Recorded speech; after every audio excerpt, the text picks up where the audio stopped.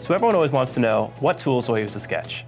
I always follow the rule of having a thin, medium, and thick pen. For my thin pen, I like having a hybrid Technica 04.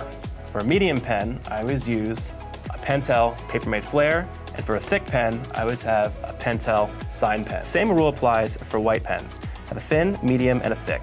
For my thin, I like to use Sakura Jelly Rolls. For a medium, I like to use Sakura Permapaque. And for a thick, I like to use Faber-Castell Paint Marker. With these 6 tools, you can do everything from thin to thick and get dynamic line weight and have great highlights as well. One more thing I recommend everyone having is a range of colors for each specific color. What that means is if you're trying to use grays, have all of the grays. That's C1 all the way through black. What this does is it allows you to actually build tone. If you put one color down and you keep it with that color, your sketches look flat. But if you can go darker and lighter, it allows you to create value and actually make your drawings come to life and seem very realistic. Now this doesn't just apply to grays, it also applies to color.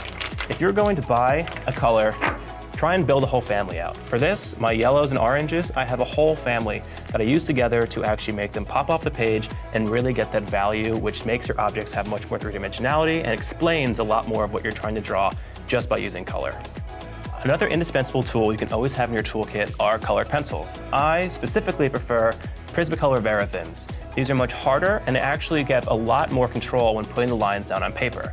I always have a white and a black to start, but it's great to have a range of colors if you want to have the actual color going on the markering be very, very accurate to the color you're trying to get.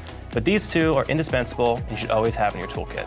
If you want to take your sketches up one extra notch at the end of each drawing, get a few paint markers. Paint markers are great because they're opaque. When you put a paint marker down on the page, it covers everything up below it and allows you to add something that's immediately in the foreground. For these, I love to use several different types of paint markers, whether they're traditional shake paint markers or ones that are really like pens. They're great because they put down a thick, opaque line and allow you to add details that you might not have thought about while you were actually making your sketch.